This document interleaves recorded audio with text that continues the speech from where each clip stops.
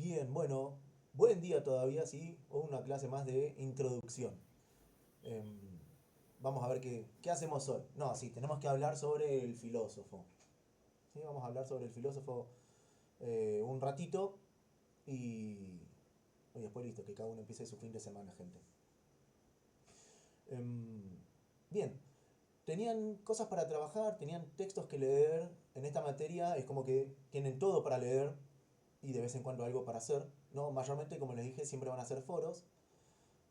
Actividades van a ser muy pocas en esta materia porque van más hacia ese compartir en los foros y hacia los parciales. ¿Sí? Nunca les subí el cronograma, ¿sí? Vamos hasta acá, que creo que lo había pedido Silvia en algún momento, que les haga un cronograma de cómo vamos a ir presentando esto, pero pueden verlo en el programa. ¿Sí? Si ustedes descargan el programa y tienen que se daba clase o cada mes. ¿Qué más? ¿Qué más? ¿Qué más? ¿Qué más importante? ¿Qué les tenía que decir? Creo que nada más. ¿Alguna pregunta, duda, consulta? En esta clase seguimos el módulo uno. Claro, sí, vuelvo. Lean el programa. Todo abril era módulo uno. ¿Sí? Em, por eso hoy vamos a hablar de lo que es el filósofo. ¿Sí? Creo que era algo así la propuesta. ¿Sí? El filósofo en el mundo actual o algo por el estilo. ¿Sí? Y con esto, la primera cuestión. ¿Sí? Em,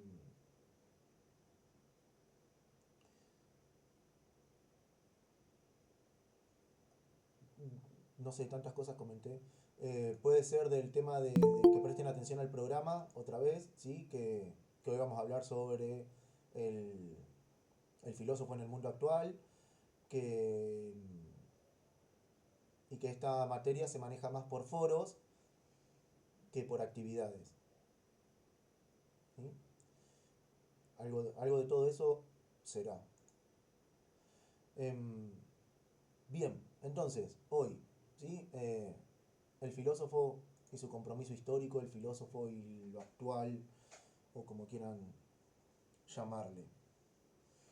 ¿Qué me pueden decir ustedes de eso? O si no quieren, si quieren arranco yo y después siguen ustedes. Da igual en el diálogo. Arranco yo. Bueno, fácil, ¿sí? Creo que se los había dicho la última vez que nos vimos y si no se los digo ahora por primera vez. La filosofía se hace en presente. ¿Sí? Sentencia, punto. Final. No hay más clase. No, a ver, la filosofía se hace en presente. ¿Por qué? Eh, Porque necesito, como les decía la última vez, estar empapado de mi actualidad. ¿Sí? Vamos. La filosofía es un algo, ¿sí? Que va a existir y va a existir siempre mientras el hombre siga preguntándose.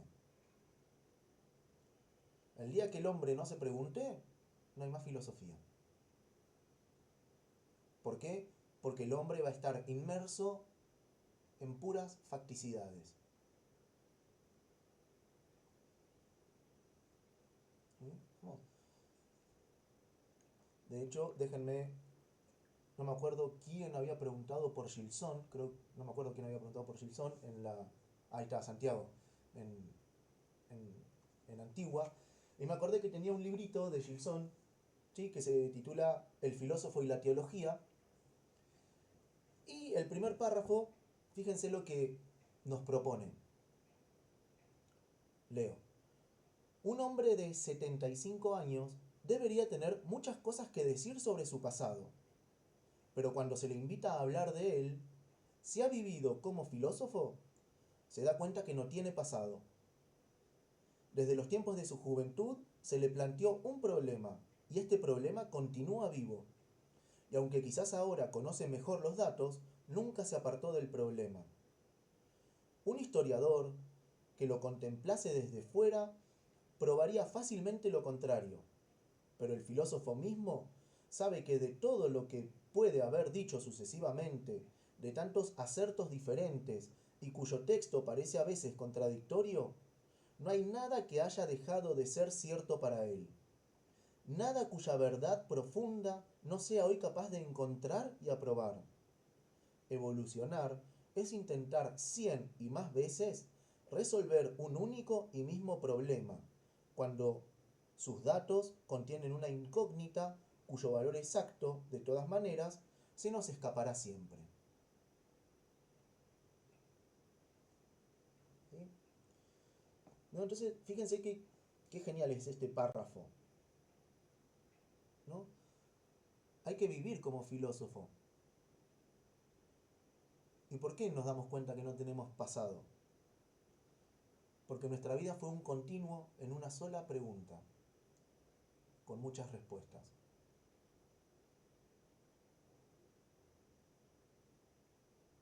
¿Sí? Si pensamos en los filósofos, no sé, pensemos en Heidegger. ¿Sí? Pensamos en Heidegger y su gran drama es el ser, el Dasein, el tiempo. Y toda su vida fue un continuo desarrollo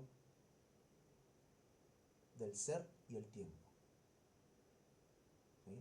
Pensamos, no sé, en Jean-Luc Marion, ¿no? Toda su vida es un estudio sobre la donación, sobre el concepto de lo donado, de lo adonado, etcétera, etcétera. ¿Sí? Y así podemos pasar filósofo por filósofo, viendo cuál es esa pregunta que lo motiva, vamos a decir, a vivir, que lo motiva a desarrollarse, que lo motiva a continuar, que lo motiva a profundizar. ¿Sí? De hecho, cada uno de ustedes acá adentro seguramente tiene una pregunta que los mueve todos los días. Y no es que voy a comer. ¿Sí? Vamos, esa pregunta es la más importante de todas, pero a nivel fáctico. ¿Sí? Vamos. Pero volviendo, sí, todos tenemos una pregunta que nos mueve. Todos tenemos una pregunta por la cual nos acercamos a la filosofía y nos acercamos a los textos filosóficos para ver si encontramos algo que nos ayude a resolver hoy, no mañana, esa pregunta. ¿Sí? Y dice, desde los tiempos de su juventud se le planteó un problema y ese problema continúa vivo. ¿Sí? Vamos. El filósofo es eso. ¿Sí? Vamos. El filósofo es eso. Es aquello que aunque haya encontrado una respuesta, sabe que esa respuesta es hoy. Si no, no podríamos hablar, fíjense, de los filósofos en su juventud, en su adultez y en su vejez. Todos los filósofos se dividen en esos tres tiempos en su pensamiento. Los pensamientos de la juventud, los pensamientos de la adultez y los pensamientos de la vejez. ¿Sí? Y la respuesta siempre es a la misma pregunta que los motivó a empezar a pensar. Patricia, estás muteada. Perdón, ahí está. Se me junta con lo de la clase anterior, qué permanece y qué cambia, ¿no? Bueno, parece que lo que permanece es la pregunta, es lo que lo causa, y lo que va cambiando son las formas de responderla. Eh, claro, en este sentido que estamos hablando, sí. Por eso hay otro autor que va a decir que las preguntas estructuran el pensamiento, pero las respuestas a esas preguntas siempre son anteúltimas. Que es más o menos algo parecido a lo que les decía del mito en la clase anterior. Uh-huh. ¿Sí? Vamos, no hay una respuesta última. Salvo que sea 2 más 2. ¿Sí? Pero ante las cosas propias de la vida, no hay una respuesta última. Ustedes estaban viendo el banquete. ¿Hay una respuesta última para lo que es el amor? ¿Para lo que es la belleza? ¿Hay una respuesta última para lo que es ser político? ¿Hay una respuesta última para qué es el hombre o quién es el hombre? ¿Hay una respuesta última para la nostalgia, para el dolor? No, pero algo de todo eso es lo que a mí me mueve a pensar día tras día. Y todo el desarrollo filosófico o todo mi desarrollo como filósofo va a estar dentro de ese lugar. ¿Sí? Que fíjense, cada uno de ustedes está cursando recién el primer mes de la carrera, pero seguro ya está proyectando, ay no, yo en la tesis quiero hacer esto. Entonces, por ahí muchas cosas de la carrera las está viendo en torno a ese problema, a esa pregunta, a esa duda, a esa sospecha. ¿Sí? ¿Por qué? Porque le quiero dar respuesta a eso. Y por ahí eso es hoy. Y más adelante estudien un doctorado, estudien una maestría, estudien una profundización, o solamente se dediquen a investigar y a escribir, y van a ver cómo todo lo que van a ir haciendo va a ir en el sentido de profundizar esa cuestión. Hoy de este autor, hoy de aquel autor, hoy me animo a profundizar yo mismo y a proponer yo mismo. ¿Mm? Vamos entonces, ¿qué le ofrece el filósofo a la historia, al mundo? Una visión particular de algo.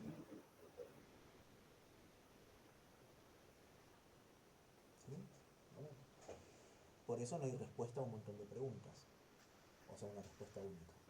¿Mm? Y para completar esta idea, les voy a leer una frase de Jean Guiton, ¿sí? Que dice lo siguiente: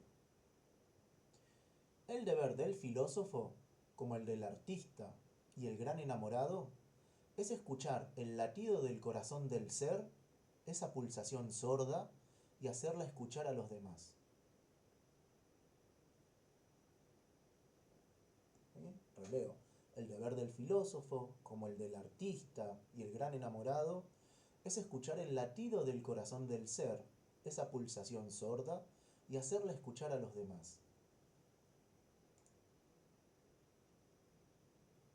¿Sí? Vamos. El filósofo no es un mero repetidor de acontecimientos.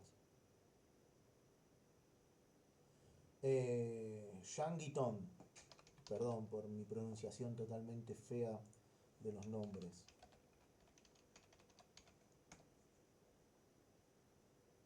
¿Sí? De nada. Santiago.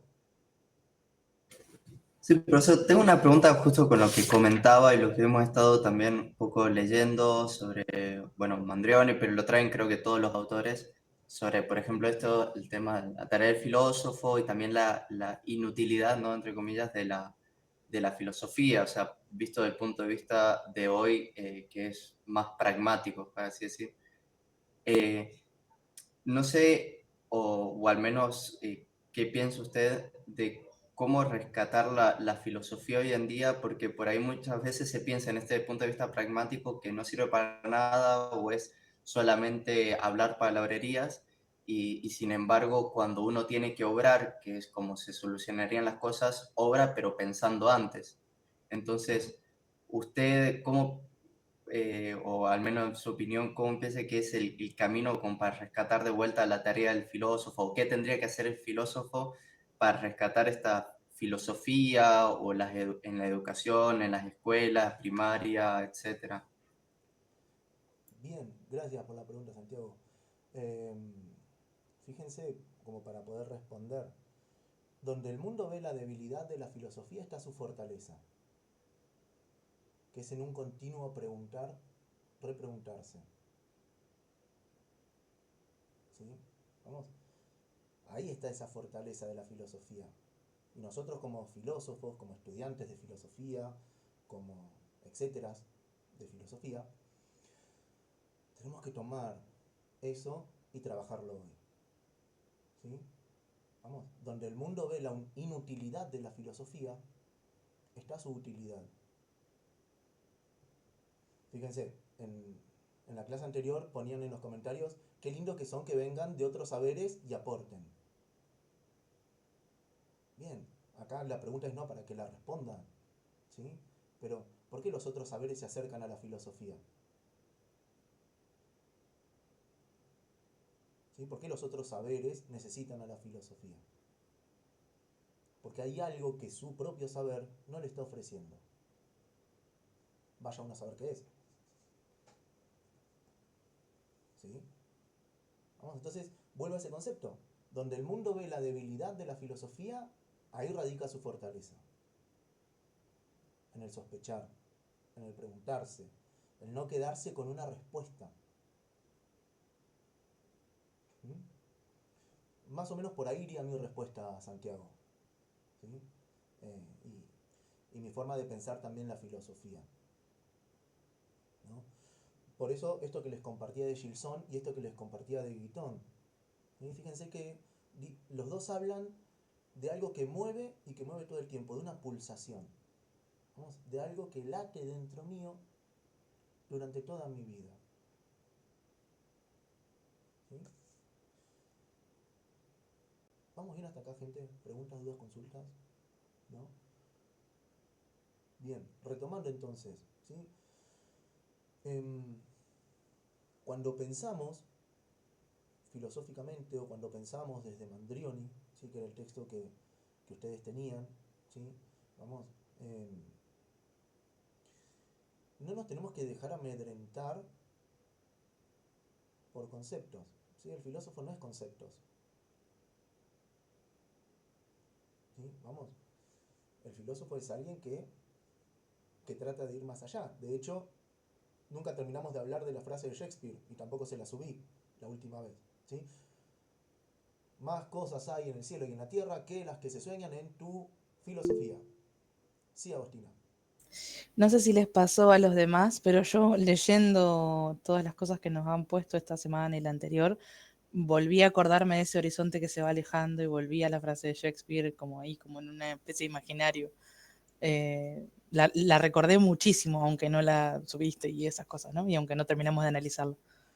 Bien, correcto, correcto, sí. Vamos, y ahí es donde vamos. Vamos a terminar de analizar esa frase. Más cosas hay en el cielo y en la tierra que las que, vamos a decir, sospechan, vamos a sacar el soñar, que las que se sospechan en tu pobre, vamos a agregar pobre, filosofía. ¿Sí? Vamos. Em, Hace un rato les comentaba el concepto de hombre, como antropos y como homo. ¿Sí? Más cosas hay en el cielo y en la tierra. ¿Sí? ¿De dónde nace, si quieren, la filosofía?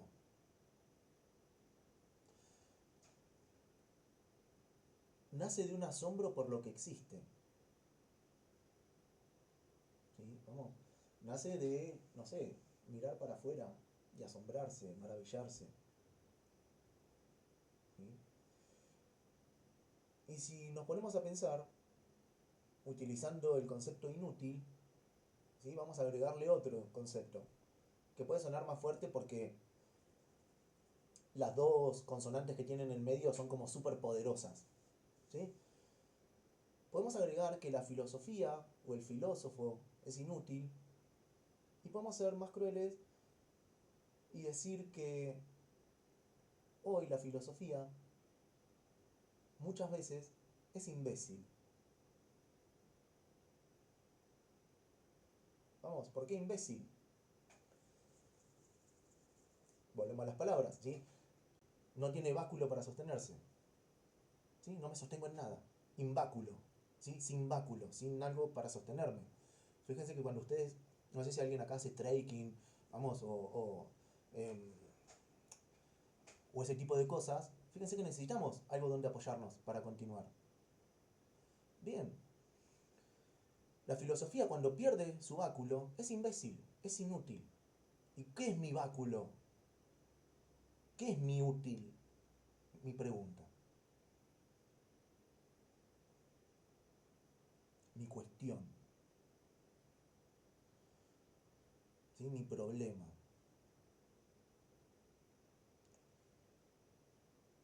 Por eso hoy, fíjense que hay pocos filósofos. o se considera a pocas personas filósofos.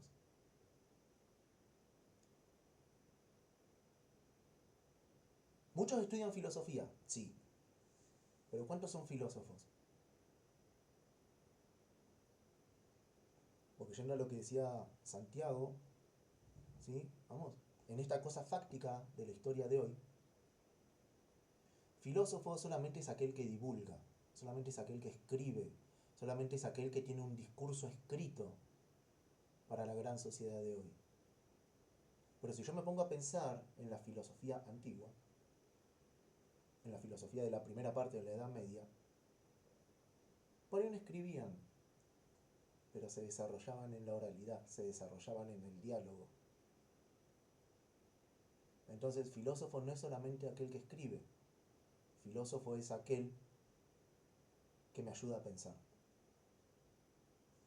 ¿Sí? Algo que sucedía en Módena, no hasta hace mucho, sino hasta antes de la pandemia, era que tenían la Semana de la Filosofía. ¿Sí? Vamos. Y era muy bonito porque iban diferentes filósofos y la ciudad se convertía en todo un ágora de la filosofía. Vos ibas caminando, obviamente no fui nunca, pero sí me han contado que vos vas caminando y por ahí te encontrás, no sé, vamos a hacer acá en La Plata, ¿sí? En la esquina de 13 y 55 te lo encontrás a, no sé, Jean-Luc Marion, que está disertando sobre lo que es el DOM, por ejemplo. Seguís caminando y en Plaza Italia está Byung-Chul Han disertando sobre su libro La desaparición de los rituales. ¿Sí? Y así sucesivamente. Entonces, fíjense el concepto que hay acá. La filosofía como ciudadana. La filosofía como habitante de la polis. Vamos. Entonces, volviendo a nuestro gran drama de hoy. ¿Sí? Y ahora los dejo hablar a ustedes, a ver qué tienen para decir. ¿Sí? Volviendo a nuestro drama de hoy. ¿Sí? Vamos acá.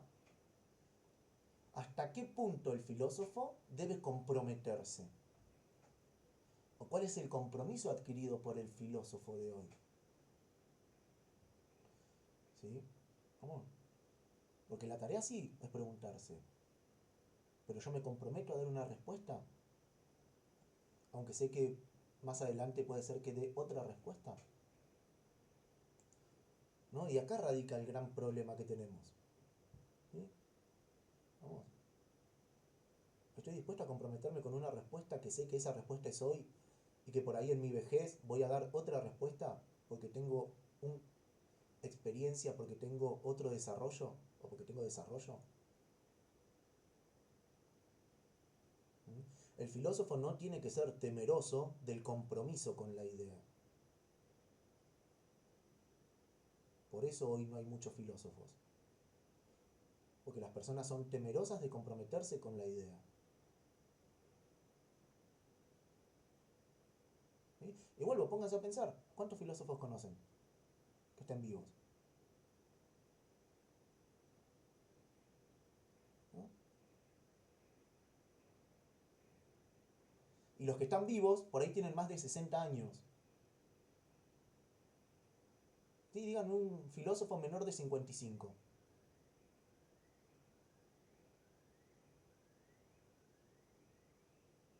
Porque esa es otra cosa. Creemos que el filósofo, ¿no? Esa idea del inconsciente colectivo, creemos que el filósofo es aquel anciano de barba y que está en su salón con una pipa y no sé qué, y un escritorio y una biblioteca llena de libros. No, flaco, ese es el romanticismo del filósofo.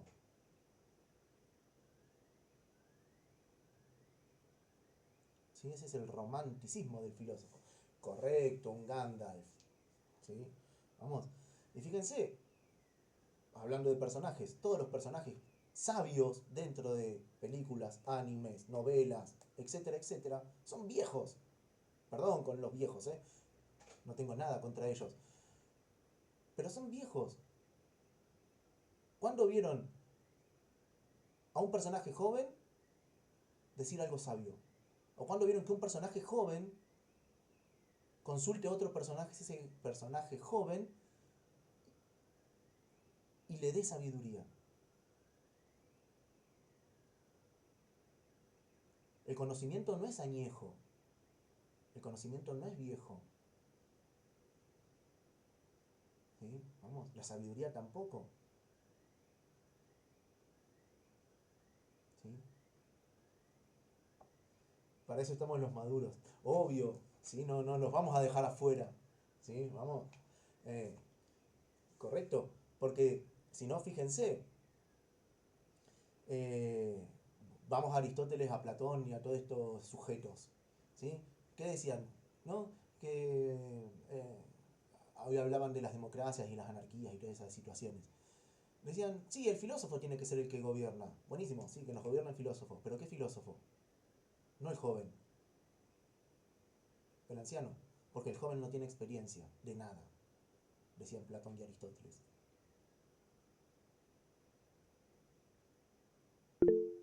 Silvia. Hola, ¿qué tal? Buen día. Me hacías acordar cuando hablabas que una de las cosas que leímos, que ya no creo que era de la literatura que habían recomendado, hablaba de la responsabilidad del filósofo. Y justo lo comentamos en el grupo de WhatsApp porque a mí me asombró escuchar eso, por un lado la responsabilidad, y me comprometió también. Porque yo dije, wow, cuando empecé acá con esto del estudio, no pensé que se me iba a plantear el tema de, o sea, no lo pensé por el lado de que sí, que es una verdadera responsabilidad, porque el estudiar significa crecer y significa servir para algo, y parece como que se plantea el tema de estudiar para no quedarse con eso adentro, y desde el punto de vista de la filosofía, es tratar bueno, de ser responsable e inculcar la pregunta en el otro de alguna forma, ¿no? O sea, para que tenga sentido todo esto, porque la filosofía es infinita, te surgen miles de preguntas, pero ¿cómo eso lo direccionás a algo productivo? Y bueno, me quedó esa inquietud. Bien, gracias Silvia. Acá te agrego una inquietud más. La filosofía tiene que ser productiva. Y sí, ¿En qué sentido? ¿En qué sentido productiva? y porque te da respuestas. Claro, pero tiene que ser productiva en un sentido industrial, de producto de industria, ¿no? De cómo entendemos la industria y el producto, o tiene que ser productiva en eso que decís vos, en el compromiso con una idea y en el desarrollo de esa idea. Que nos dé plata y fama. No lo sé, gente. Sí, puede ser que sí. No sé, agarren a algún filósofo y peleense con él. Pero claro, ¿no? Eh, y es interesante que plantees la productividad dentro de la filosofía, porque volvemos otra vez a ese filósofo de escritorio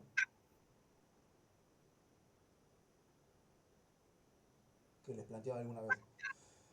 Y el filósofo, sí, puede ser de escritorio. Sí, yo puedo estar acá en mi escritorio y pasarme días y noches escribiendo papers, conferencias y bla, bla, bla. Pero como ponen ahí, ¿dónde está? No sé. Ahí, que Agustina puso para la sociedad. Bien, ¿qué le ofrezco yo a la sociedad? Si solamente soy un acomodaticio desde la filosofía a lo que la sociedad me pide. Sí, es interesante eso, pensar en eso. Para eso Gracias. estamos, ¿sí? Eh, Dale Osvaldo y después Lara y después Florencia que no había, no leíste. Bueno, no, hay algo que yo a veces eh, reflexiono, vamos a decir, que tiene que ver con el modelo de filósofo por ahí que tenemos, o que yo tengo, voy a hablar en primera persona. Eh, Esto de pensar en, no sé, en Aristóteles, en Platón, a mí me encanta Platón. Qué sé yo, bueno. Pero esa gente, esas personas, filosofaban en un mundo de, no sé, 200 millones de personas en todo el planeta. O sea, tenían una influencia enorme en ámbitos que para hoy serían para nosotros de pueblo chico. Yo soy medio de pueblo chico también. Entonces, por ahí nosotros estamos como traspasados por esta cosa masiva de medios masivos, de redes sociales, de formas de conectarnos que son totalmente insólitas para lo que se vivía en la época de los filósofos clásicos, digamos. Entonces, creo que también la exigencia, la demanda y el compromiso pasan por esto de hacer una práctica de la filosofía en el ámbito donde uno esté, hasta donde pueda llegar, digamos, no en pretender dejar una huella semejante a la de aquellos filósofos, digamos. Me parece que también ahí hay algo, ¿no? Me lo pregunto, esa es mi Sí, inquietud. mirá, ahí te dejo, Lara. Pensando con lo que estás diciendo vos, Osvaldo, Emily Dickinson tiene un poema muy cortito que dice, algunos dicen que las palabras mueren al ser dichas. Yo digo que ahí es donde comienzan a vivir. ¿Sí? Vamos. Y tiene que ver con esto que estamos pensando, ¿no? Yo no sé la repercusión que tiene mi decir. Para mí, yo, profesor, mis palabras mueren cuando las digo. Porque las digo y ya está. Fueron entregadas a ustedes. Y ustedes son las personas que le dan vida a esas palabras. Digo, si alguno acá es docente, ¿sí? Le habrá pasado que por ahí se cruzan con un alumno que lo tuvieron hace 3 4 años y dicen, hey, profe, ¿te acordás cuando nos dijiste? Y no, no me acuerdo. ¿Sí? Que nos dijiste tal cosa, bueno, a mí me hizo pensar, bla, bla, bla. Pará, ni siquiera sé tu nombre. O sea, no me acuerdo ni tu nombre y vos querés que me acuerde lo que dije en esa clase. ¿No? Pero vamos a esto. ¿Cómo el filósofo es ese donador de ideas, donador de palabras? ¿Sí? ¿Lara? Hola, profe. Sí, que yo me quedé pensando cuando dijiste lo del saber imbécil, o era algo así, que en el video de Darío, o Darío, no sé cómo se pronuncia, el Darío. del apellido, sí. Él hablaba de que la filosofía es un saber inútil porque cuestiona lo útil, es decir, lo cotidiano. Y me quedé mucho pensando en eso porque al ser cotidiano es que lo que importa es la utilidad práctica. Y en lo técnico, que sería el saber inútil, se busca la explicación sobre el modo en cómo funcionan las cosas. Correcto. Correcto, Y me correcto. quedé relacionando con eso y justo busqué su edad y sí, tiene 55 años. Yo pensé que era más joven. Porque te iba a decir a responder cuando vos decías de filósofos más jóvenes, pero tenés razón, es como que tienen más edad, más grandes. Claro. Correcto. ¿Sí? Vamos. Eh, es interesante esto. ¿Sí? Agustina. Había leído hace un tiempo atrás que un autor, que no recuerdo el apellido, decía que cuando la filosofía no es revolucionaria, como para poner en palabras más políticas, es como un onanismo intelectual. Y me pareció muy fuerte porque en cierta medida, como decía el compañero Osvaldo, es muy difícil hacer una filosofía revolucionaria, se están riendo, una filosofía revolucionaria en esta época. Y como que te designa mucho a esa presión de ser exitoso, cuando tal vez la forma de hacer una filosofía contemporánea es marcar un poco la distancia en lo que piensa la generalidad de las personas con los discursos políticos, por ejemplo, de ahora. La forma como más a mano que tiene uno para marcar como una diferencia y ser eh, como reactivo, no sé si revolucionario. Bien, bien. Sí. Sí, sí, sí. Es que fíjense, la revolución nunca está en la pregunta. Siempre está en la respuesta. Por eso el compromiso es con la respuesta. Porque el que está en el lugar que está, se hizo la misma pregunta y dio su respuesta. ¿Sí? La revolución nunca está en la pregunta, sino que está en la respuesta y en el compromiso con esa respuesta. Vuelvo siempre al concepto de compromiso. El filósofo tiene que ser un personaje comprometido con su realidad.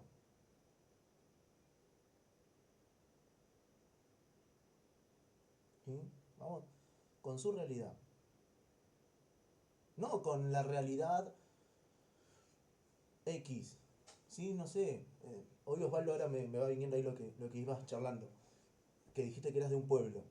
¿Sí? Vamos, entonces, esa cosa problemática. Bien. Sí, podemos pensar, Platón, Aristóteles, Sócrates, ahora están abiertos al mundo. Pero los problemas que plantearon eran los problemas que tenían a 20 cuadras a la redonda. ¿Sí? De hecho, ni siquiera conocían qué estaba pasando en Cartago, qué estaba pasando en la Britania. Estaban comprometidos con su realidad. Y era a su realidad que querían dar respuesta. Y así como teníamos a Sócrates, teníamos a los sofistas. Sócrates entendiendo, ya lo vamos a ver, spoiler de Antigua, Sócrates entendía la filosofía como algo que hay que entregar, el enseñar como algo que hay que entregar, y los sofistas entendían la filosofía y la educación como algo que tengo que garpar. Vos querés aprender, poné toda la mosca encima y te enseño lo que quieras. Dos maneras. ¿Sí? Vamos. Vuelvo, los problemas no son jóvenes. Los problemas son viejos. Lo que es joven es la respuesta que doy. Lo que es revolucionario es la respuesta que doy. ¿Sí? El problema no es revolutivo, déjenme utilizar esa palabra, si no existe la acabamos de inventar. ¿Sí? Vamos. El ocio también se considera origen, principio como el asombro o un medio para el filósofo. Hoy en día falta mucho ocio, en sentido griego, no latino. Sí, de hecho, si yo no soy ocioso, ¿cómo pienso?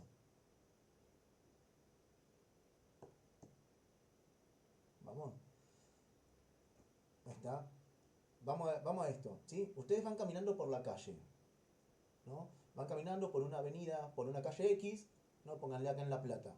Es la primera vez que están acá en La Plata y se perdieron en las diagonales y por casualidad de la vida salen a la catedral, ¿no? Salís de la diagonal y entras en la catedral. Es como que te quedas así diciendo, wow, ¿no?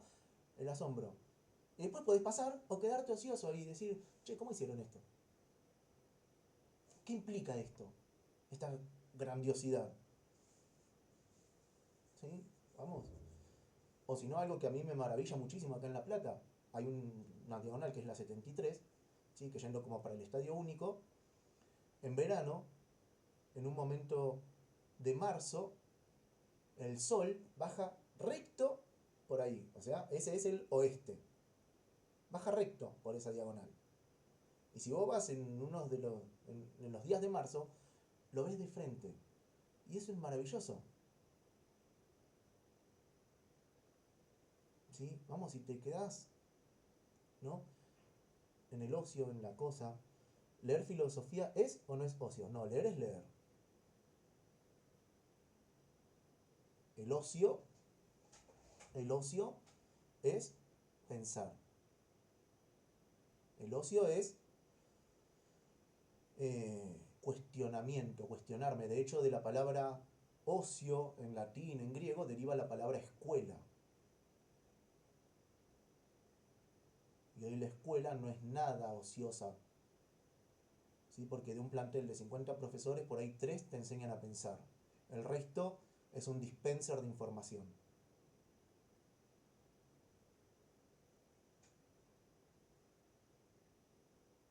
¿Sí? El ocio me tiene que hacer pensar. Por eso lo que decía Santiago, ¿sí? En sentido griego es pensar. En sentido de griego es detenerme, ¿sí? Y a través de la contemplación comprender, interpretar y ofrecer algo. Dispenser de adoctrinamiento. Sí, utilicen las palabras que quieran. No tenemos drama. Eh, ¿Sí? Es súper interesante pensar estas cuestiones. ¿Vamos? Entonces, vuelvo al concepto de filósofo. ¿Sí? Filósofo, la tarea es primero pensar, luego donar.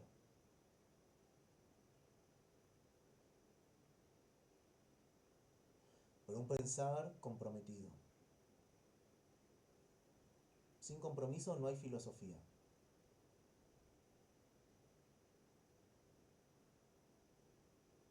Sin compromiso no hay filosofía. De hecho, redoblo mi pregunta. ¿Sí? Hagan una línea histórica, ¿sí? Y cuenten cuántos filósofos hay en esa línea histórica. ¿No? ¿Cuántos filósofos estudiamos en una carrera de filosofía? ¿100? ¿200? Vamos. Y en 3.000, 4.000, 5.000 años de historia solamente 200 personas pensaron. Y se comprometieron con la realidad. Sí, Agustina.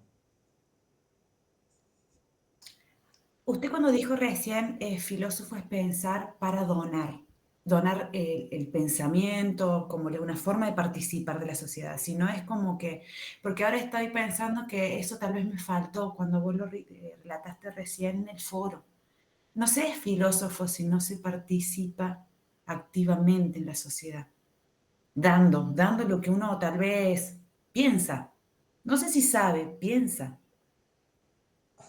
Claro, ahí está el gran drama del filósofo, ¿sí? Cuando, sí, Patricia, y ahí estás muteada nuevamente. Me olvido que estoy muteada. Al modo de Sócrates, dando lo que no se tiene.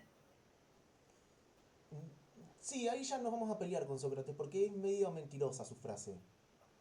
Bueno, es esto del saber no sabido. Por eso es una mentira. Pero denme tiempo, ¿sí? No es tema de hoy. Eh, Bueno, pero en esto que decía Agustina, dando algo de la falta, ¿no? Esto de la pregunta, de lo que se ignora, de lo que no se sabe, y sin embargo estar ahí, involucrarse. yo no puedo dar de lo que no sé. Ni siquiera la pregunta, ¿Eh? ni siquiera la pregunta. Si me hago una pregunta es porque tengo una duda sobre algo que sé. Yo no puedo preguntar sobre lo que no conozco. Yo no puedo preguntar sobre Claro, lo que no sé. sobre lo que no, para lo que no tengo respuesta. Porque puedo pensar en algo que no conozco. A ver, no, lo estoy diciendo mal, no puedo pensar en algo que no conozco. Me puedo hacer una pregunta sobre algo que me genere duda, me interrogue, aunque no conozca la respuesta. O toda la respuesta. O toda la respuesta. ¿Sí? Vamos. Por eso volvemos a la frase de Shakespeare. Sospechar. ¿Sí? ¿Sobre qué es lo único que yo puedo preguntar, dudar y sospechar? Sobre lo que tengo un mínimo de conocimiento. ¿Sí? Yo no puedo preguntarme sobre cosas que no sé, porque justamente no las sé, por lo tanto no me generan dudas.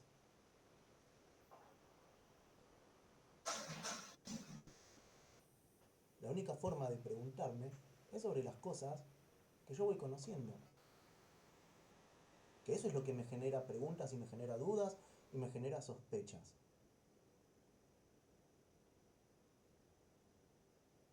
¿Sí? Vamos. Por eso, paréntesis, la frase de Sócrates, solo sé que no sé nada, parte de una sapiencia, ¿sí? Parte de algo que sabe. ¿Sí? Y cuando se refiere a la nada, ¿sí? No se refiere a la nada como nosotros podemos entender hoy el concepto de nada. Hoy el concepto de nada es un concepto de nada, de vacío absoluto.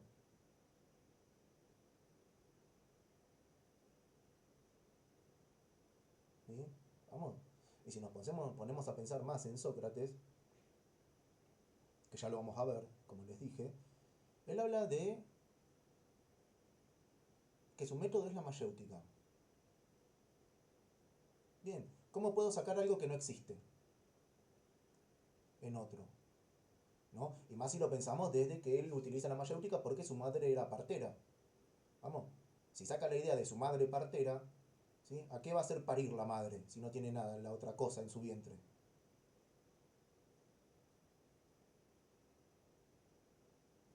Llevémoslo a Sócrates. ¿Cómo yo voy a sacar algo del otro si no tiene nada en su cabeza?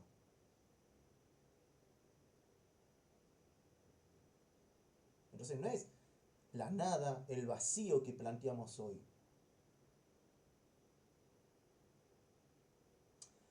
Sí, es ayudar a parir una idea, pero vuelvo, ¿por qué puedo parir algo?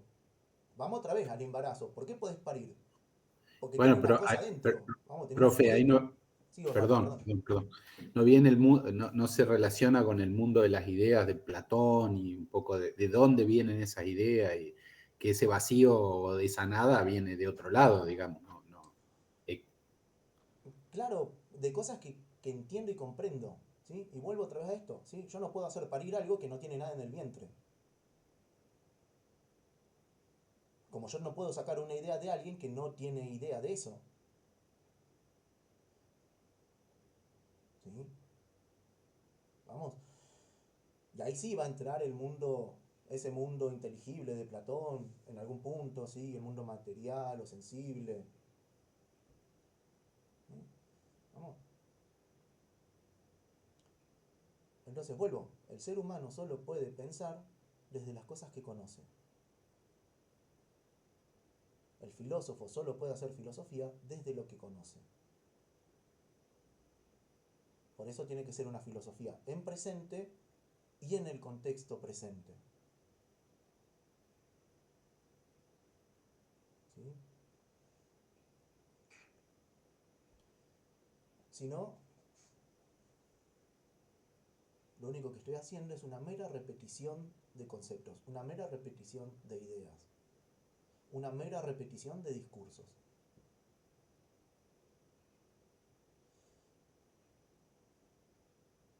Y sí, seré un filósofo divulgador de ideas de otros.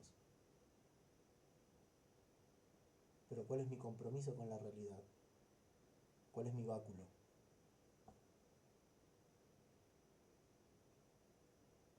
¿Sí? Preguntas, dudas, consultas, comentarios, opiniones.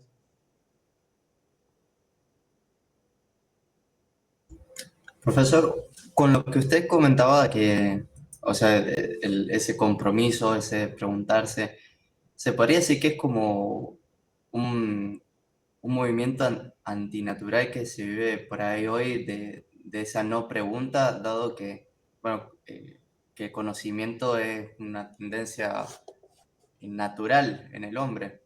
O sea, bueno, como decía también Aristóteles, parece como que estamos en realidad haciendo más fuerza por no conocer que por tratar de conocer la realidad. Correcto. Fíjate que Aristóteles en su metafísica arranca, todo hombre por naturaleza desea conocer. Por naturaleza. O sea, está inserto en nosotros el conocer. Utilizando palabras kantianas, es a priori el deseo de conocer. Es a posteriori el conocimiento. ¿Sí? Por eso volvemos al concepto de pregunta. ¿Por qué pregunto? Porque deseo conocer. ¿Sí? Y hoy sí hay mucho de la no pregunta. Porque así como decíamos que la respuesta me compromete, la pregunta también me compromete. ¿Sí? ¿Y quién quiere comprometerse a hacer preguntas?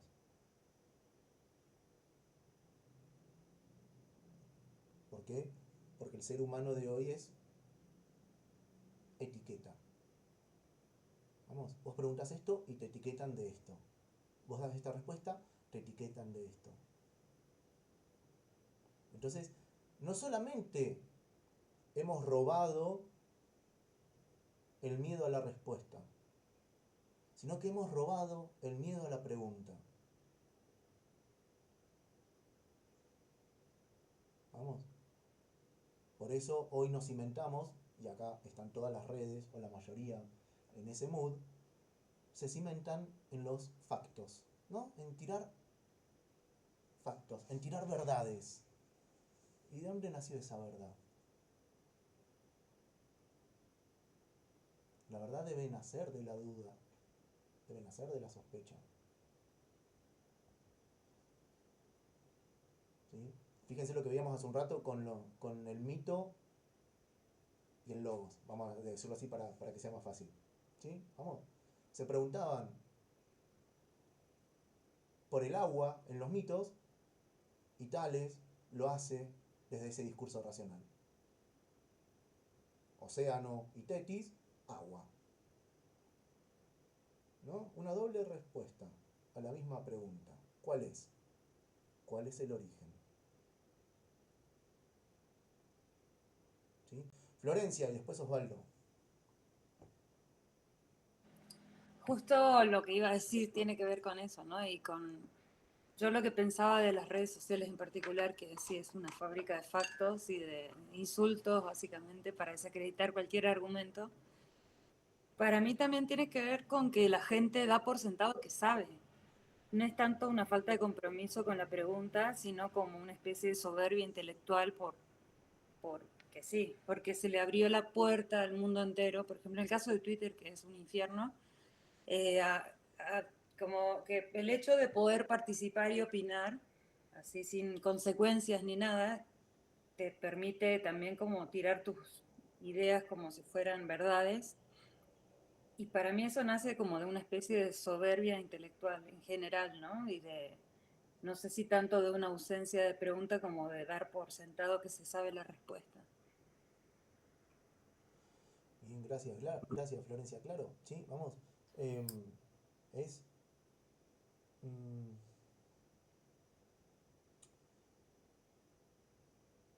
es aprender que el sujeto, si vamos a hablar de sujeto, ¿sí? Vamos, el sujeto es importante, sí. Ahora, ¿el sujeto es la verdad? Yo sujeto, soy la verdad. Yo sujeto, te ofrezco la verdad. Te ofrezco una parte de, y que es contextual. ¿Sí? Y ahí va lo que dice Florencia. Osvaldo. Sí, me resonó de esto que vos decías del miedo a preguntarse, y un poco lo que traía también Florencia, ¿no? En esto de las redes sociales. Si ahí no flota un poco esas nociones de Foucault, del panóptico o algo por el estilo, ¿no? Donde nos estamos como también, me pongo, a ver si me congelé yo, me parece que sí.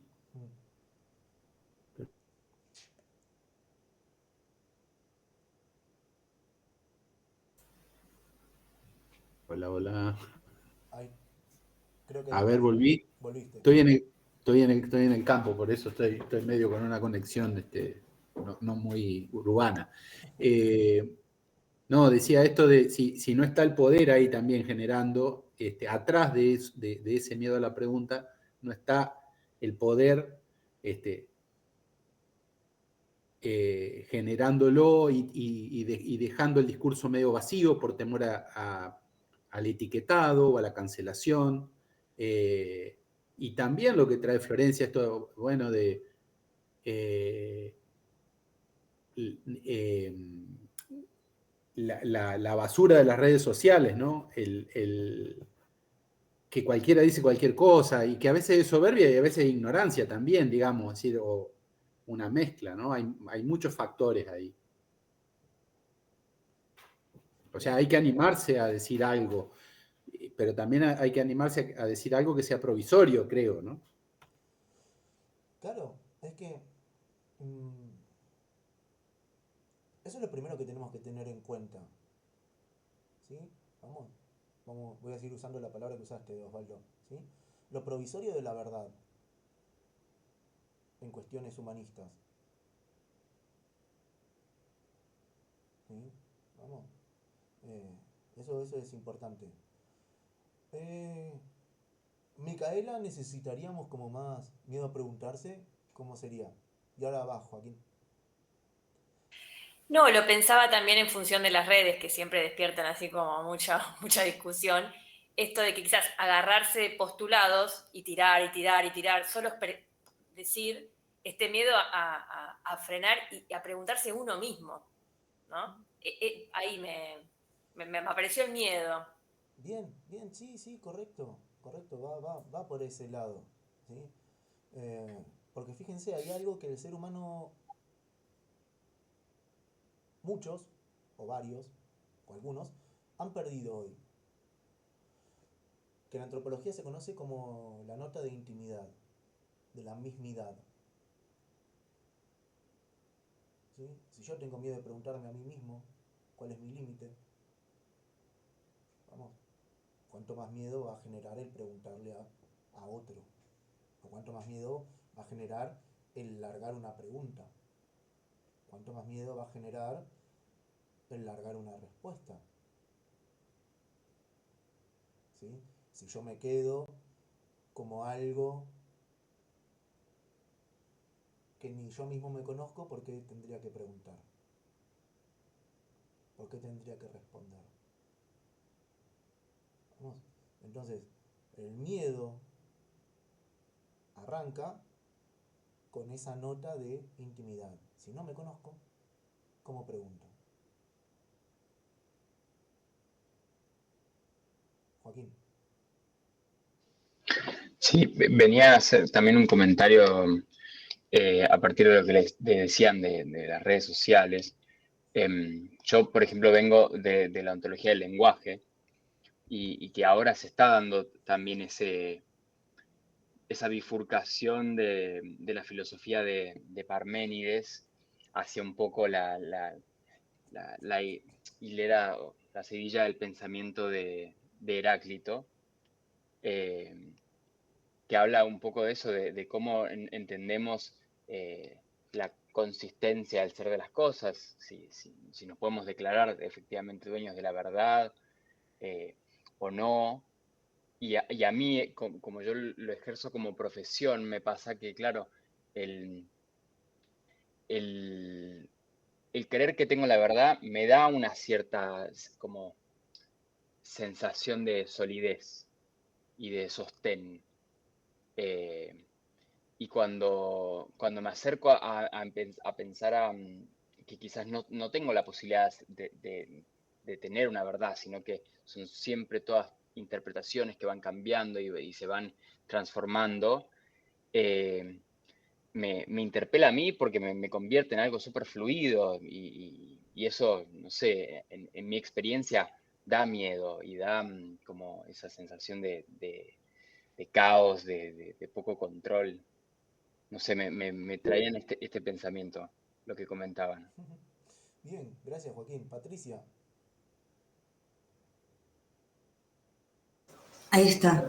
Arrancamos la clase diciendo, la filosofía se hace en presente, necesito estar empapado de mi actualidad. Y escuchaba todo esto y decía, ¿esto es hacer algo de filosofía? ¿Esto es la tarea del filósofo?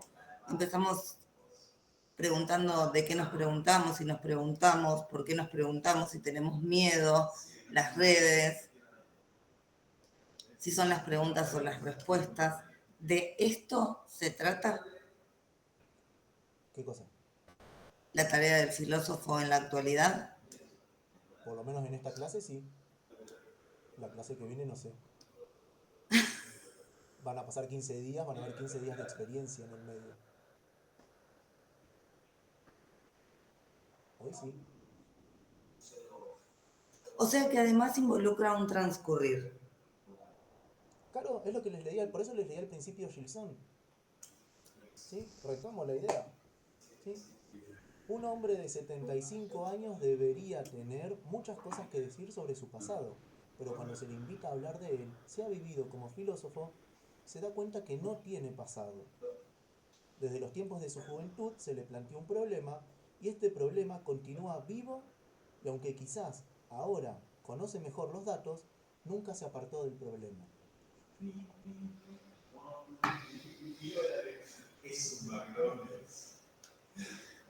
La tarea del filósofo no es ofrecer verdades. ¿Sí? Vamos. Porque la tarea del filósofo, como dice después del historiador, ¿no? Al filósofo no le interesa ofrecer verdades sólidas, verdades enraizadas. Porque el filósofo entiende, ¿sí? Trajeron a Parménides y a Heráclito, ¿sí? El filósofo entiende que hay algo propio, pero hay algo cambiante. ¿Sí? Veíamos cómo el paso del mito, o el pasaje del mito al logos, se da en un continuo del entendimiento de la naturaleza. Que ahora la naturaleza no se entiende desde ese io o fío, ¿no? Desde ese brotar de la lluvia, sino que se entiende desde la estructura de una ciudad. ¿Sí? Vamos. Y empieza a entender desde la estructura de una ciudad. Sigue andando la historia, ¿no? La historia sigue. Y ya no entiendo solamente desde la estructura de una ciudad, mi ciudad, sino que entiendo desde la estructura de mi ciudad en relación con la región. Y hoy ya no solamente es la región, sino que es en mi relación con el mundo.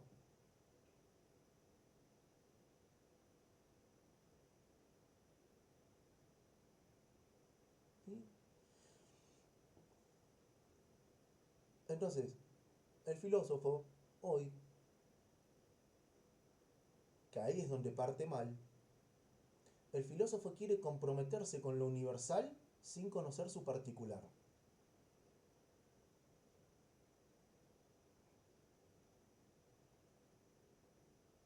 ¿Y cuál es su gran particular?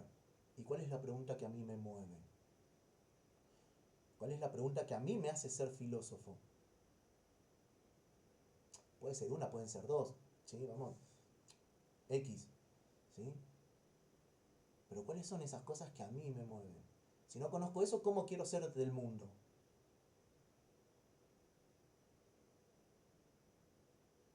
Y vuelvo, eso es pensar a la persona, al filósofo en su contexto.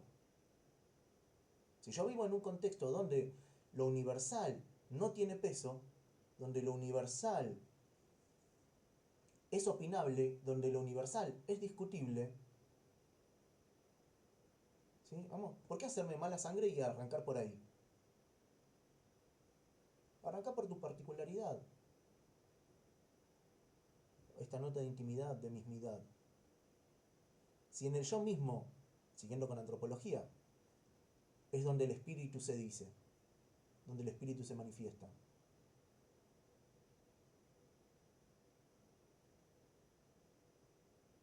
¿Sí? Vamos. Preguntémonos, cada uno de nosotros, ¿qué es aquello que me mueve a mí a pensar?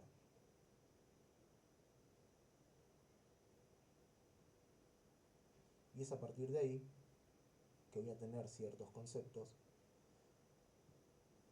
a través de mi contexto y a partir de ahí voy a ir hacia la universalidad del mundo. Y voy a poder encontrarme en el mundo. Pero el personaje que vivimos hoy, si la persona que somos hoy, ¿sí? No se entiende muchas veces como integral, se entiende fragmentaria. Entonces, ¿cómo puedo entender una integralidad si no entiendo mis fragmentos? ¿Cómo puedo andar por los caminos si no conozco los senderos? O al revés, ¿cómo puedo andar por los senderos si no conozco los caminos? ¿Sí? Jugando con las palabras, podemos decir que somos una totalidad fragmentada o una fragmentada totalidad.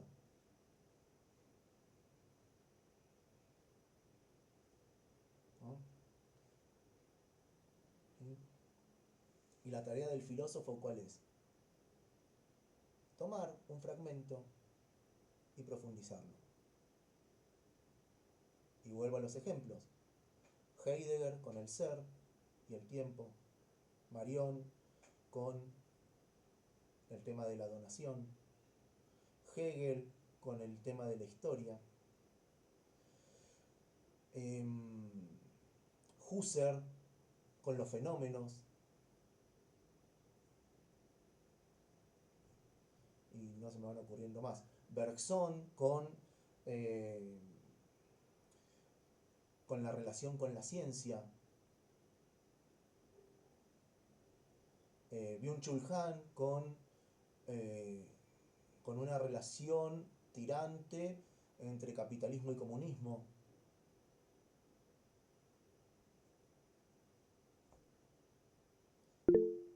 Santiago. Sí, perdón que le interrumpa de vuelta, pero justo con lo que estaba comentando, se me venía también de vuelta a la cabeza el texto de Mandrioni, que hablaba, ¿no? de que la totalidad, bueno, del ser humano también comprende el espíritu. Y justo acá estaba también leyendo de Millán Puelles, que me dejó un poco pensando, que decía que mientras el hombre hace filosofía, dice, su espíritu ordinario, dice, vuelto a los sentidos, se alza sobre las cosas, hacia las cosas trascendentes y se libera, a su modo, de la servidumbre de lo sensible. Entonces, como que un poco, no sé si estará bien, pero como que interpreto que, obviamente, no independizándose completamente, pero como que en realidad un poco el materialismo nos deja un poco estaqueados, por así decir, y lo que nos da como la verdadera libertad sería aquello más trascendente, como por así decirlo, o lo más metafísico, o lo más o que nos impulsa también a hacer filosofía. Obviamente, o sea, sin entenderlo como un despegamiento total de lo material, porque sería ilógico, porque justamente en ese contexto somos cuerpo y alma, cuerpo y espíritu. Sí, correcto. Y con eso la historia. Fíjense que los filósofos que se despegaron del espíritu, al final de sus teorías volvieron al espíritu. Y los filósofos que se despegaron del materialismo, del cuerpo, al final de sus teorías volvieron. Porque como bien decís, son dos partes necesarias, porque eso es lo que nos hace íntegros. ¿Sí? Y acá está eso que les decía hoy. ¿Cómo yo me voy a sostener como filósofo? Que no quiere decir que saqué al espíritu de mi teoría filosófica y al final lo tomé, entonces, vieron que tenía razón y entonces ahora se desdice de todo lo que dijo, entonces no resiste un archivo porque necesitaba las cosas. No. Vamos, porque hubo un desarrollo que corresponde a un momento. Porque el hombre se desarrolla correspondiendo a un momento. La vida se desarrolla correspondiendo a un momento. Y es un momento material, o un momento espiritual, o hay seres humanos que se desarrollan en ambos durante toda su vida, pero con tendencia más hacia un lado y luego hacia el otro.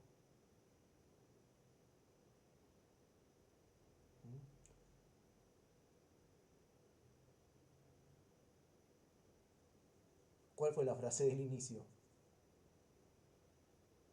La del hombre de 75 años que mira El su autor pasado. es Etienne Gilson. Ahí se los escribo.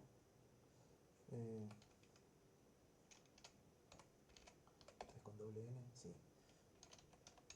Gilson. ¿Sí? Entonces sí, es correcto lo que vas planteando, Santiago. Vamos, es como nosotros vamos viviendo. ¿Sí? Fíjate, hay un autor que se llama Lázaro Alvar, que habla sobre arte, ¿no? Y él dice, la imagen interpela antes al corazón que la inteligencia.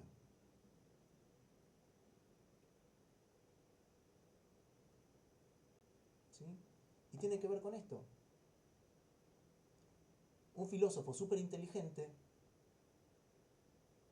si solamente me habla desde su inteligencia, ¿qué me va a mover?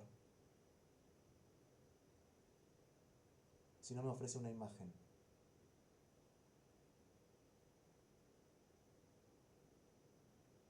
¿Sí? Vamos, ¿por qué? Porque está en nuestra naturaleza el trabajar con imágenes.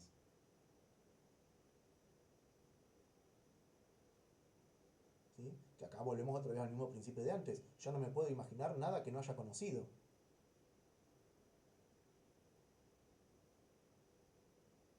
¿Sí? No puedo crear nada imaginario con cosas que no conocí.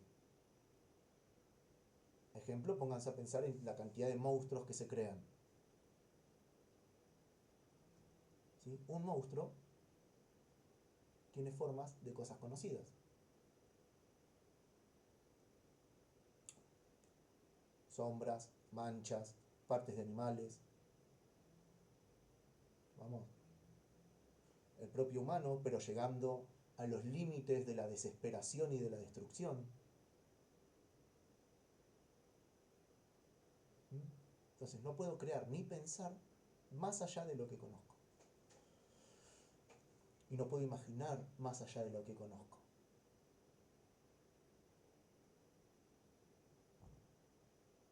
¿Preguntas, dudas, consultas? ¿Algo? ¿Comentarios, opiniones? Florencia, perdón. Eh,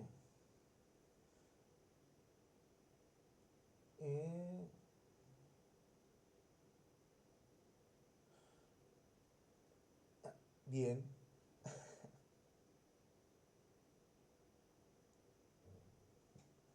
Claro, correcto. ¿Sí? Correcto. ¿Por qué? Porque, volvemos otra vez, ¿sí? No podemos pensar en el vacío, donde no hay nada. No me quiero meter en teología, pero fíjense en la teología. ¿Cómo arranca el Génesis? En el principio el mundo era caos y confusión. ¿No? Bien, la única forma en la que existe el caos es en las cosas. Ya existían cosas. Si no me quiero meter en teología porque después me van a asesinar los teólogos, pero había caos. Si hay caos es porque hay materia. Y si me meto en el pensamiento antropológico del judío, el judío no pensaba ese vacío, ese ex nihilo, como se va a pensar después. Ese es un concepto que viene después con los griegos. Pero el judío, cuando escribe el Génesis, no está pensando en ese vacío, en esa nada. Está pensando que ese caos es a través de la materia. Entonces, ¿qué hace? Hay un ordenamiento, cosmos, de lo ya existente.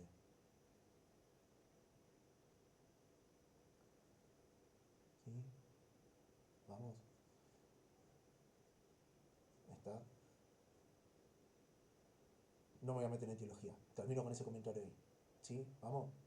Porque como dice Bergson por ahí,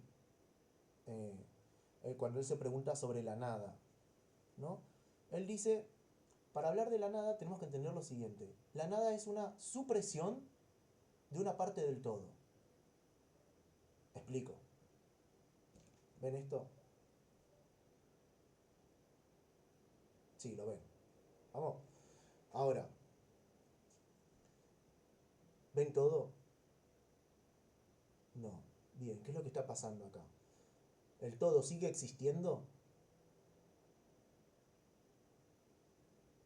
Sí. Sí. Vamos. Pero ¿qué hay? Una supresión de una parte del todo, y eso es la nada. Aquello que no puedo conocer en mi actualidad todavía. Si yo hago así, siempre estuvo. ¿Sí? La nada es aquello que hoy no conozco. Es esa supresión de una parte del todo. ¿Sí? Eso lo dice Bergson. Pueden estar de acuerdo o no. ¿Sí? Vamos. ¿tá? Sí, Florencia. Mi pregunta es si es posible conocer algo antes de nombrarlo. Se puede crear un nombre para algo desconocido y eso puede ayudar a que exista esa cosa que hasta ahora no existe para uno. Por ejemplo, no sé, si alguien creara un concepto para explicar esa nada, que para mí nada ya es algo, no es inexistente, no es, incluso vacío ya es algo, existe la palabra que menciona un algo. Entonces en el lenguaje yo sí me armo ahí todo un lío mental pensando en que si existe el lenguaje para mencionar algo, es que ya sabemos que existe. ¿Es posible pensar en algo distinto si no tenemos el lenguaje para mencionarlo? No sé, problema de la filosofía del lenguaje. No, mirá, fíjate, a lo que decís vos, hay un autor que escribe... ¿Dónde tengo esa frasecita? Sé que está por acá. Hay un autor que escribe un libro de antropología, arqueología o de viajes, ¿sí? Y habla sobre Tierra del Fuego. Y dice lo siguiente, hablando sobre algunas cosas. Bla, bla, bla, bla, bla. Dice, ¿no crea el lenguaje también la realidad? Por un lado. Y por otro, nombrar es crear una identidad e instituir una genealogía.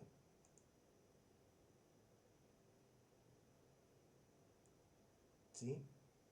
Vamos. Entonces, ¿hay cosas que no sé cómo se llaman? Sí. Por eso nombres.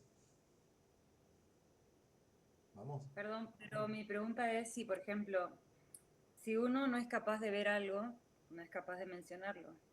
Si uno dice la nada o el vacío, es porque no lo ve, pero lo conoce conceptualmente. Mi pregunta es un poco si es posible que haya muchas cosas que, por la razón que sea, no somos capaces de ver, tal vez por falta de inteligencia o lo que sea, y por eso no tienen nombre. Me refiero justo al caso de qué hay antes de que exista el universo. No podemos decir que sea nada vacío porque esos ya son conceptos que se refieren a algo. Es como algo que no se puede ni nombrar porque no sabemos qué es. Vuelvo a esto mismo, ¿sí? Si no lo puedes nombrar es porque no lo conoces. Todo lo que conocemos está nombrado. Es así. Claro, si no lo puedes nombrar no lo conoces. De hecho, si hay algo que vos no conocés todavía, le inventás un nombre, ¿no? Para más información cuando van a la ferretería. El coso, que va en el cosito, que va en el pituto, de no sé dónde, pi, pi, pi. No sé el nombre, pero me hago entender, porque utilizo otros conceptos con los cuales hablo. ¿Sí? Vamos. Más o menos puede llegar a ir por ahí. Agustina, perdón, que tenías la mano levantada hace un rato ya. Bueno, quiero que me ayudes en este pensamiento. Como Sócrates, ayúdame, dame la mano. Según lo que yo estuve leyendo en varias materias y a colación de lo que estábamos empezando a estudiar en la clase anterior en filosofía antigua, según Parménides, por el principio de no contradicción, la nada es nada. Yo no puedo decir que algo no existe o que no es y que es, porque es la nada misma. Entonces, no es, o sea, según este filósofo, la nada es nada, no existe, es nada misma. ¿Está bien lo que estoy diciendo? Entonces, me repierdo con estas cosas. Entonces, a lo que yo me refiero, o sea, si no hay un pensamiento, ¿sí? A ver, es porque no hay nada. No sé si me estoy metiendo en un berenjenal, pero conforme a lo que vos estás diciendo recién, no es que no hay nada, sino es que hay algo que yo desconozco. Claro. Y a eso le Son voy a llamar nada. ¿Sí? Fíjate, frases normales de la filosofía. ¿Sí? De la nada, nada puede salir. o si no Heidegger, que le encanta jugar con las palabras, la nada nadea. ¿Sí? Vamos, las cosas que no conozco, ¿sí? Van a ser para mí nada. De hecho, piensen en la antigüedad. Cuando empezó todo el tema de los mapas, ¿qué ponían en los lugares desconocidos? Dibujos Peligroso. ¿Eh? ¿Peligroso? No, Dibujos de Terra dragones. Incógnita. ¿No era Terra Incógnita? Monstruos. Monstruo, peligroso. Sí. Correcto, ponían dibujos de dragones en el mar o en los mares ponían dibujos de dragones De de mar, vamos a peligro. decirle dragones de mar. ¿Eh? De peligro, de algo Correcto. desconocido. Correcto, ¿por qué? Porque no conocía. Y después llegabas ahí y era un valle súper hermoso y fértil y feliz para llevar a tus ovejitas a pastar. Sí, no existía dragón. ¿Sí? Vamos, pero entonces, ya vamos a entrar en Parménides, ¿sí? Porque es una historieta genial. Aunque el año pasado vimos Parménides. Ustedes, como les dije, les toca ver Heráclito este año. Pero bueno, pensando en el paso del no ser al ser, ¿sí? Hay algo súper interesante que es, una vez que soy, no puedo no ser. ¿Y cómo es posible que pueda no ser? ¿Sí? Vamos.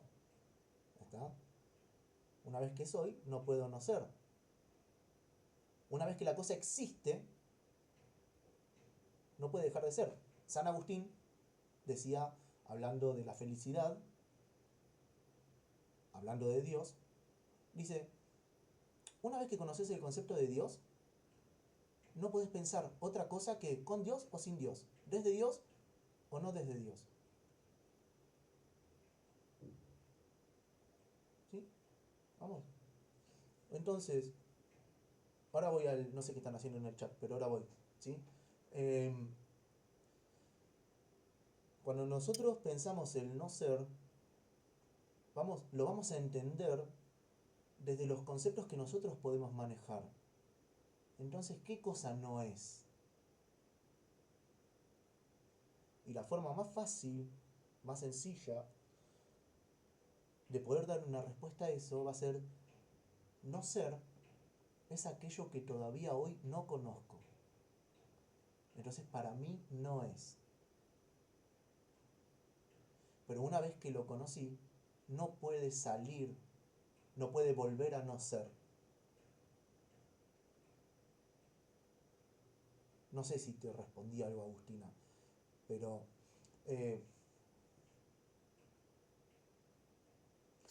Sí, habla mucho, viste, de esa discusión que tiene Heráclito con Parménides, que yo que no entiendo nada, lo empiezo a leer y es como que es un montón. Y como recién vos hablabas esto, en el diálogo que tenemos sobre lo que es el conocimiento previo, es como que choca mucho con otros pensamientos, ¿no?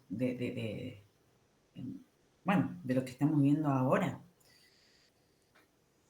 sí, por eso creo que nunca les había dado este consejo y se los di ahora, ¿sí? Para empezar a pensar filosofía, dejen de pensar como pensaban hasta el 8 de abril. Sí, es todo un mundo súper distinto. Santiago. No, justo con lo que planteaba Agustina, pues claro, voy a decir que si yo ya digo nada es porque está como fundado en algo que no conozco, pero si yo en realidad invierto la cosa, porque cuando uno habla de conocer, ya parte de un supuesto, ¿no? Entonces, pero si yo invierto la cosa, digo que no puedo conocer lo que realmente no existe, no hay ser, no hay ente, entonces no podría decir que si la nada es algo en sí mismo. O sea, la nada, para no confundirlo también con ser preciso y no confundirlo con vacío, porque por ahí el vacío puede ser, no sé, que no haya algo material, pero no sé, puede haber aire, puede haber... Pero si yo digo no hay nada, o sea, que no hay nada material, no hay un ser, no hay un ente, me es imposible conocerlo. Por lo tanto, la nada en sí misma, nada.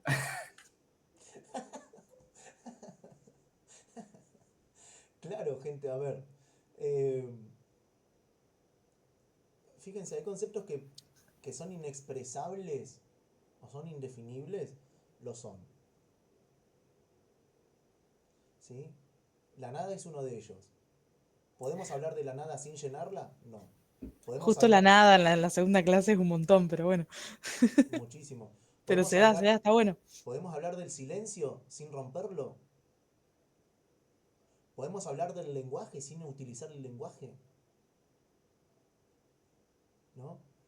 Entonces, no se compliquen con cosas que no van a tener una respuesta acabada.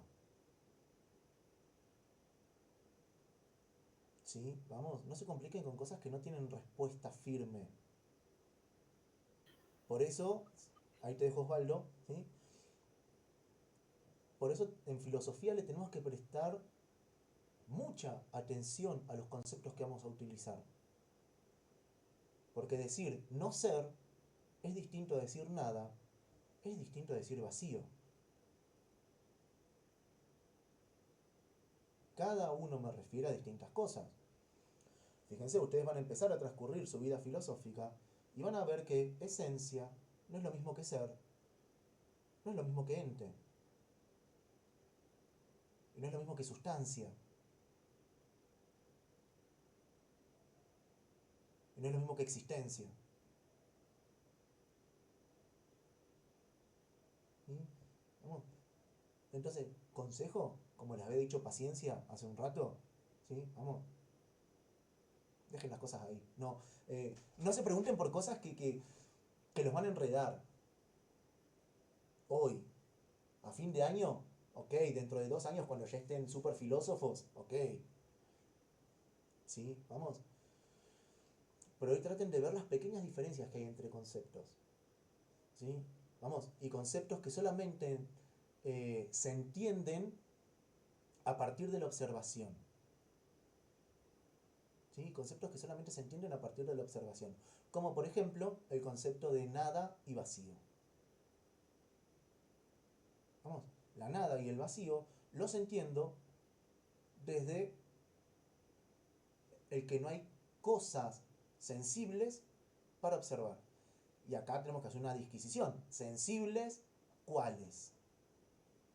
¿Artificiales o naturales? Porque si yo digo voy al bosque y no hay nada, no hay árboles, no hay plantitas, ¿no? Entonces ahí la nada es artificial, hecha por el hombre. ¿Sí? Vamos. Pero hay cositas naturales. Entonces el bosque estaba lleno. ¿Mm? Por eso me gusta mucho a mí para plantear el concepto de la nada, Bergson, como una supresión de una parte del todo. Aquello que todavía no conozco es nada. Pero está. Lo que pasa es que yo hoy no tengo la capacidad de verlo, de comprenderlo, de aprenderlo. Por eso este concepto de supresión me parece fantástico. A mí, ¿sí? Vamos. ¿Sí? Osvaldo. Sí, se me arman muchas ideas. Me parece que ahí en el tema de la nada es como llegar al nivel de la paradoja, es decir, no podés definirla sin hablar de eso, si hablas de eso no es nada. Yo hace muchos años intenté leer el Tractatus Lógico Filosófico de Wittgenstein, no entendí nada salvo la última frase que me parece maravillosa. Yo sé que tiene otro sentido, pero en esto de que de lo que no se puede hablar es mejor callar, digamos, es decir, hay un nivel de comprensión, sea por el lenguaje o sea por lo que sea, al cual no podemos llegar. Y finalmente sí me acordé de una definición de la nada que me dijo un amigo hace mucho tiempo, que es medio filósofo, que dice que la nada es un cuchillo sin mango al que le falta la hoja. Eso fue una definición casera de la nada. Bien, bien. Fíjate, en esa definición que te dio tu amigo, volvemos a ver la supresión de una parte. ¿Sí? Bien, ¿algo más, gente? ¿Se van con más dudas de las certezas que les podía dar? Eso es la filosofía. ¿Sí? Vamos. como le digo siempre, la filosofía no abunda por ofrecer certezas, sino que abunda por ofrecer sospechas. Eso es como lo más genial que nos va a dar la filosofía y que nos debería dar el filósofo. ¿Sí? Así que si se están yendo con más preguntas que respuestas, estoy cumpliendo mi tarea de filósofo. Lo que se puso lindo fue el chat en un momento, ¿eh? Sí, está, lo van a poder releer porque está todo grabadito, así que me voy entendiendo menos. Confundido pero contento. Bueno, gente, tengan paciencia, no quieran abarcar todos los conceptos de un saque, digamos, no busquen comprender todo, vayan abrazando aquellas palabras, aquellos conceptos que ustedes pueden ir manejando. Vuelvo al concepto de que nos planteaba Gilson, tengan una pregunta que los vertebre en su pensar, ¿sí? Y a partir de ahí vayan desarrollándose, ¿sí? Vayan desarrollando su pensamiento, vayan desarrollando su crítica, vayan desarrollando su diálogo con los distintos autores que van leyendo, ¿sí? Y de a poquito van a ir encontrando cosas. Que en filosofía no podemos decir más que todo es una cosa, ¿no? La palabra cosa es la más importante dentro de la filosofía, algunas. Muy bien, vayan buscando su báculo. Correcto.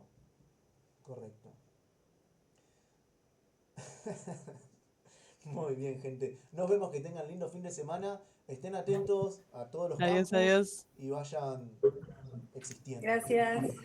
Nos vemos. Nos vemos. Hasta luego, Gracias. buenas noches. Chao, gracias. Buen fin de semana. Adiós.